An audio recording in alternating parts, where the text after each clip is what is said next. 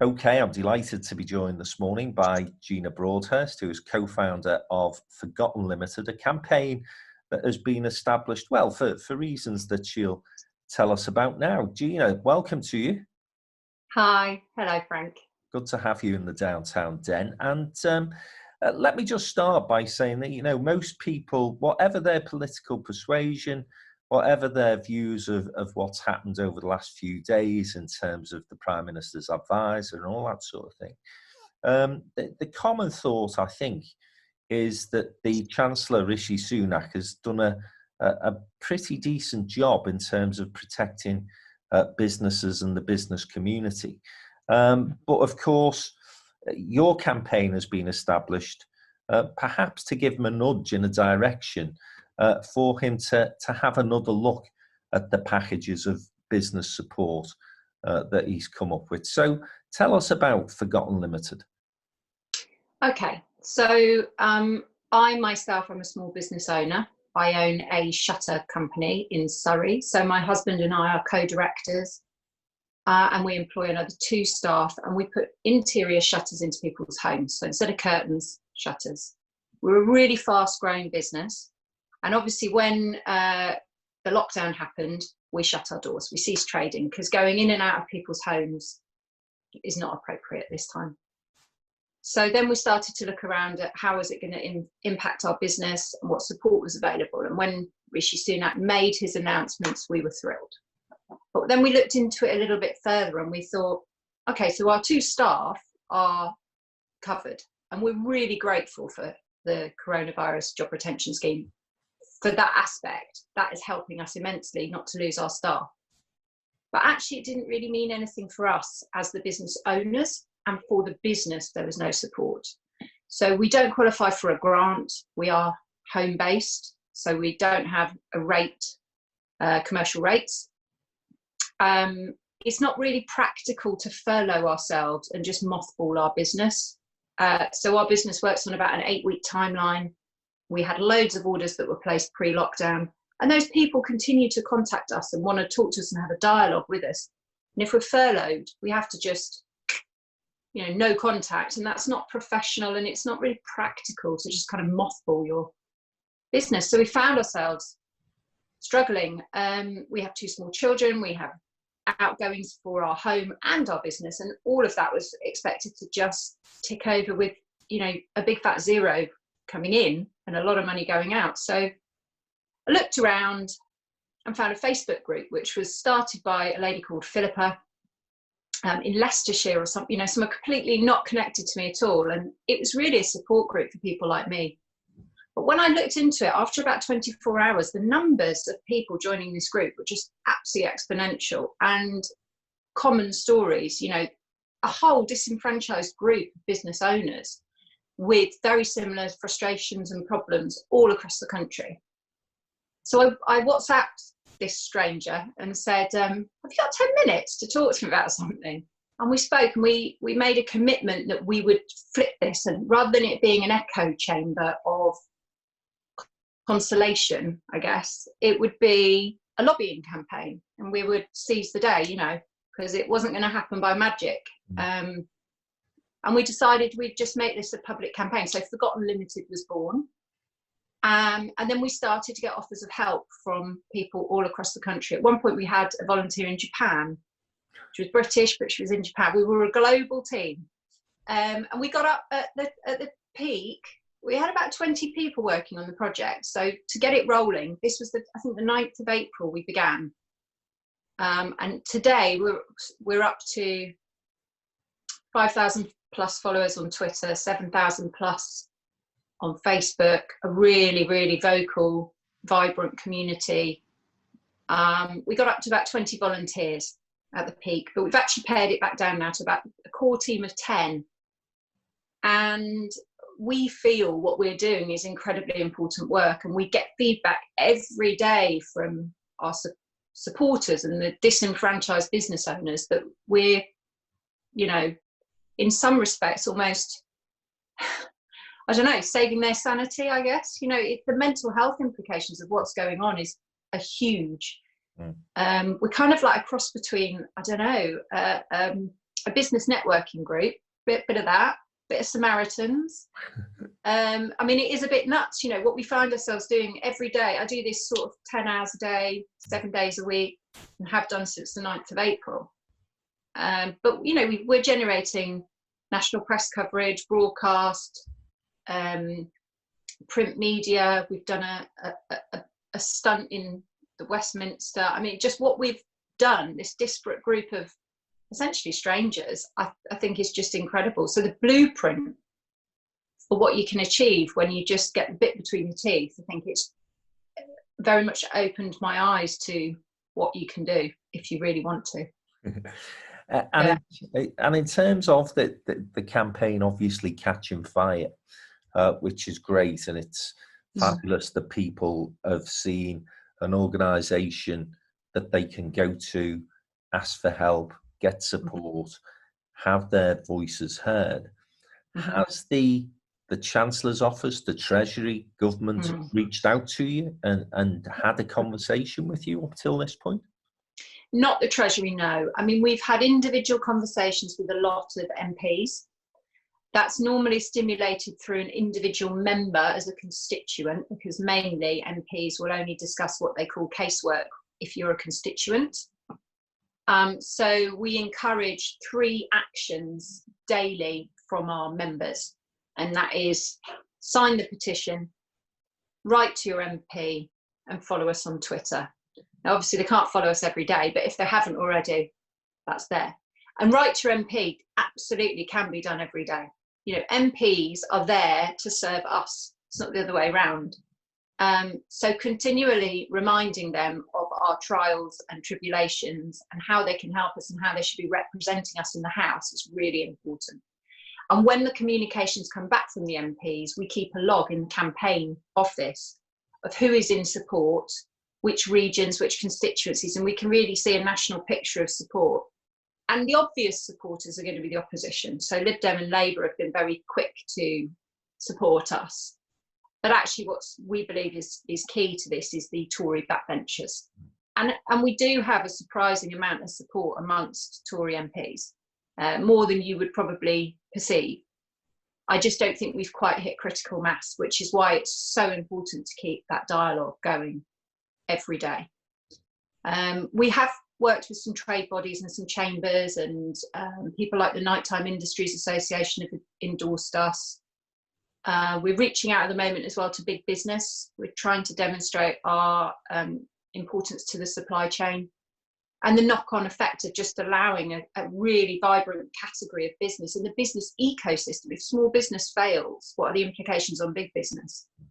If you look at sectors like events, for example, 81% of the supply chain are small limited companies. Well, that's catastrophic for events as a sector. And there are many stories like that. You know, I can't be an expert on every industry, but our members can give us those kind of stats. And it's about demonstrating our value and continuing to beat the drum so that hopefully eventually the penny's going to drop. That this isn't just 2 million limited companies that are affected. It's, you know, we think up to about 7.5 million people's jobs are at risk, as an example. Yeah. And you sitting at home being exposed to the campaign may think, well, that doesn't affect me because I don't work for a small limited company, or I don't own a small limited company. But the reality is your husband may work for one, or your son, or your major contract of supply may be with one. You know, we have to build that picture rather than just thinking about our group. And that's what we're really focused on at the moment. I think one of the interesting aspects of this whole conversation is that, firstly, those implications have not been recognised by a guy who clearly is smart in terms of the Chancellor, because I'm absolutely with you in terms of that compelling argument that small enterprise group of, as you say, 2 million people impacts on so many other things that there will be short, medium and long-term economic impacts for those businesses if they don't get the help and support that you believe they need. But I think the other aspect of this, Gina, and I think this is something that business as a whole need to take on board and need to start to do a little more about is that if even a Conservative government sees directors somehow as people who, well, they're paying themselves a dividend and they'll probably have a bit more money salted away and they've all got offshore accounts. If only, yeah. Yeah, absolutely, if only. But you see where I'm coming from, don't you? Because there is that perception that if you're a company owner, then actually, you're okay, you'll be able to look after yourself. And of course, you will be coming across on a daily basis now some fairly desperate individuals, I guess. Yeah. I mean, it's very sad, but it's true. We have encountered people who have taken their lives in the campaign. That's happened. That's a reality. Somebody sent me a screenshot of their bank account yesterday, and they had £77. That was it. That's the end of that kind of. We really 10 weeks in, we are at breaking point. Some of our members. I think a film was made by one of our members spontaneously and sent to us, a Vox Pop style film of her talking to camera. Her husband's a photographer in Lincoln, and she articulated it beautifully. And she said, "My husband's a photographer. He's not a director. Director is the name that the Treasury give him. He's a photographer. We don't refer to ourselves as directors. That's just a label." The word director and the words dividend, the D words, we tend not to use because they're sort of dirty. The press or whoever have made them dirty words for whatever reason. A dividend to me is just how I take my income, and I don't have a sign on my desk that says director. I put shutters in windows. It's that simple, isn't it? I think they're just labels, but unfortunately for us, there is a sort of slur that comes with those labels. Yeah. And I think that's more of that's a broader challenge in some respects, isn't it? Because that was here beforehand. I do think, as I say, that the business as a whole needs a reset in a sense, and perhaps needs to be a bit more robust in terms of demonstrating the value that we have, without, and the point I've made on several occasions during the past week, I've recognise how difficult this is for people in terms of those who are concerned about health issues, those who are concerned about the virus. But if we remain in lockdown for too much longer, you ain't seen nothing yet, because of course the economy goes bust, which another 2 or 3 months of this would absolutely see us going bust. Who's going to fund the NHS? Who's going to fund schools? Who's going to, so actually, I think business needs to, as I say, start to have a bit of a reset in terms of the perception of itself in a sense. But that is a longer term argument. What I'm more interested in, Gina, is where your campaign goes next, because this is immediate. These this is now that have been taken are, as you say, having a terrifying impact on some people. So what do we need to do in terms of being able to help support the campaign and move it on a bit? So those 3 immediate actions that I listed, I would ask everybody who's watching this to do, please. So that is sign the petition. This is a parliamentary petition, so once it reaches 100,000 signatures, it has to be debated in Parliament. It forces the conversation to the House. So absolutely sign it and share it widely. And by share it widely, it isn't your friends and family. That's great, please do that. But it is your business networks, your LinkedIn connections. Downtown in business, there's a huge infrastructure there of people that could sign.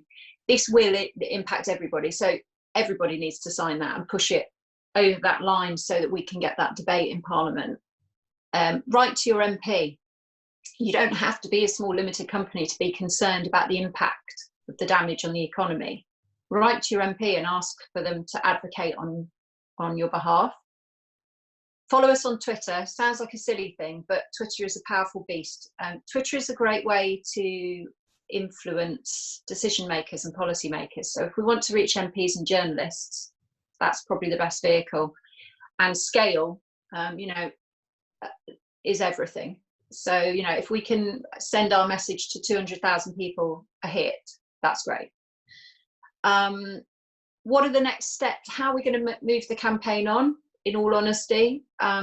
Hopefully this week we're going to move into some quite visible media placements in key cities across the country. Hopefully, watch this space, maybe today even. We're lobbying also not just MPs, but the mayors, so the metro mayors. So Steve Rotherham, Andy Burnham, Andy Street, etc. So I'm starting to speak to the mayoral offices, because I think between them, the metro mayors represent, it's either 20 or 30% of the UK population live in their areas. Massively important to us. Not sure how I'll get on with Sadiq Khan. He'd probably be the last one that I'll go to. But yeah, really important for us to lobby at that level. And also starting to speak to individual chambers. So I am in conversation with Liverpool Chamber as an example. Because if we can get an endorsement, and so your members, if they're members of chambers, can help with that. If individual chambers give their endorsement to the campaign, it's a domino effect, because once Liverpool Chamber gives their endorsement, it might move on to Wirral, and then we roll across the country. It really is those stakeholders, people like IPSI, the IOD, the FSB. If we can get a public endorsement from trade bodies, it really helps to lend weight to the campaign. So that's our kind of next steps. We're launching a new campaign as well, with a sort of sub-strand with our supporters. We're moving to a regional champion system. So we're going to have people representing each of the national regions nationally, so that we can gain as much local knowledge as possible and deliver greater press coverage and regional support. So kind of getting a little bit more granular now with the campaign. Okay. Well, it sounds as though there's progress being made, but still much to do. And, So we wish you absolutely all the best. But before we go, I just want people to get a message in their head, which you touched on before, but perhaps needs amplifying a little. And that's the wider impact of this. So I'm talking to somebody at the moment who employs 8 staff, who is in exactly the situation that you've described. Company director, some money in the bank, which is great because it's been able to secure 2 or 3 months in terms of both the business and, of course, their own personal finances. And as you rightly say, the furloughing scheme, great. But of course, what they're looking at is when they go back now, having to almost start from scratch again, because all their reserves will have been stripped out. They've not had any buffer. And guess what? They're going to make at least 2, if not 3 of their staff redundant. What that does then to our unemployment levels, if that has a cumulative effect across businesses such as that, and why would they be any different to anybody else? They won't be. At some point, the Chancellor will pay for this. So why not pay in a positive fashion rather than wait to be paying 5-6 million people unemployment benefits? And in a nutshell, Gina, that probably is the message that we need to try and get across to the Chancellor colleagues, isn't it? A lot of our social media content makes that key point. Up to 7.5 million people, we estimate, could be impacted and unemployed as a result of this. That's a huge number. We're currently running a poll. It's live at the moment, actually, just to establish of our supporters how many unemployed we would represent. So statistically, we did a piece of research of 1,700 people. We're just going back and saying, so if you went bust, how many people lose their job? And then we're going to scale that up, because that is absolutely crucial. That's the implications, millions of unemployed. And we've got to land that point squarely with the Chancellor. Absolutely. Gina, it's been great to speak to you, and hopefully the campaign will start to get the attention at the level that it needs to get that attention, and action will be taken. As I said at the start of this conversation, I've been hugely impressed with the Chancellor's response to most of the issues that have been raised. I know he will have been distracted over the past few days, but hopefully he'll start to look at Forgotten Ltd and the campaign and start to take some action on the points that you've raised.